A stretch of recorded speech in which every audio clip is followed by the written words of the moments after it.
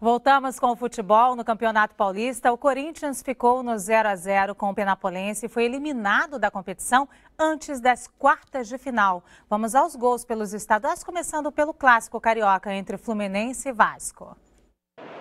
No fim do primeiro tempo, Edmilson pegou o rebote e abriu o placar para os vascaínos. Mas na segunda etapa, Bruno cruzou e Fred deixou tudo igual. Fluminense 1, Vasco também 1. O Flamengo, campeão antecipado desta primeira fase, usou um time de garotos contra o Bangu. Os rubro-negros chegaram a ficar atrás com o placar de 2-0, mas o atacante Nixon marcou 2 vezes e empatou a partida. Em Belo Horizonte, Marion fez 2 gols e colocou o Atlético Mineiro em vantagem contra o Boa Esporte. Carlos completou 3-0 para o Atlético. O Cruzeiro escalou reservas contra o Tombense e também venceu por 3-0. O time fechou a primeira fase do estadual invicto na liderança, com 29 pontos em 11 jogos. No Gauchão, o Internacional venceu o Lajeadense fora de casa com 1 gol de Wellington Paulista, 1-0. Na Arena do Grêmio, o tricolor também encerrou com vitória a participação na fase de grupos do Gauchão. O time derrotou o Pelotas por 3-0. Jean Deretti marcou 2 vezes.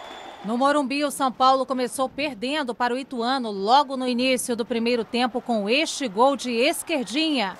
Um temporal chegou a interromper a partida e o placar permaneceu assim: São Paulo 0, Ituano 1. O resultado ajudou a eliminar o Corinthians, que precisava vencer o Penapolense, mas não conseguiu sair do 0-0. Mas não perdemos a classificação hoje.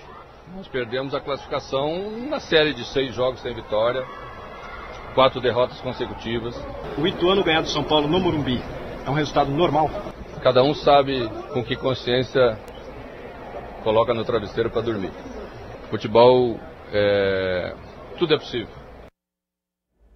Márcio Guedes, boa tarde. Boa tarde. Márcio, por essa ninguém esperava, né? Corinthians eliminado, a torcida do São Paulo comemorando a derrota, hein? Claro, isso é normal do futebol, pela rivalidade. O Mano, você vê que ele colocou, futebol, tudo é possível. Ele praticamente... Deu uma alfinetada, né? Meias palavras, ele induziu a que todos pensassem que o São Paulo entregou o jogo. Não diria que o São Paulo entregou o jogo. Acontece que o São Paulo, aquele temporal, já classificado, não jogou sem a vontade habitual.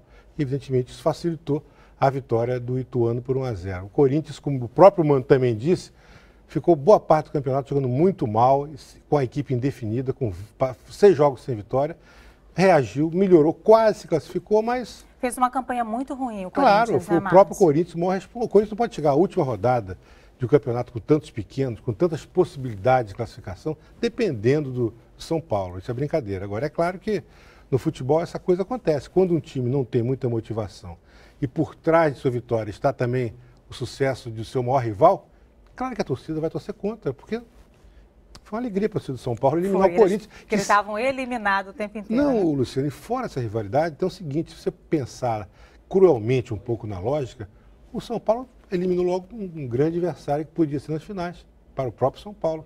Ele tirou o Corinthians e vai pegar um pequeno lugar do Corinthians, mais confortável. Agora, Márcio, e o futuro do Mano Menezes, hein? Eu acho que o Mano Menezes, por enquanto, continua tranquilo no Corinthians, porque o time reagiu, né? Agora, o Mano está no inferno astral bravo, porque na melhor fase dele na seleção, ele é demitido. Vai para o Flamengo, uma catastrófica passagem, que ele até acusou os jogadores de não entenderem as suas instruções. E agora, no Corinthians também, até agora, não conseguiu absolutamente nada. Um clube com o qual ele se identifica e tem uma história no Corinthians. Mas eu acho que ele vai ter ainda um certo crédito por algum tempo. Mas até um certo tempo, né?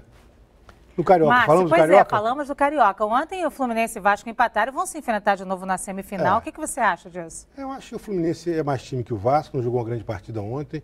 No segundo tempo, com a entrada do Walter, melhorou. O Fred foi legal ter feito um gol, embora em impedimento, mas para ele foi muito bom, para a volta dele à seleção. O Fluminense poderia ter ganho no segundo tempo, mas o goleiro do Vasco, Martin Silva, fez ótimas defesas. Ficou de bom tamanho esse empate aí. Os dois vão ser o segundo e terceiro colocados, vão se enfrentar.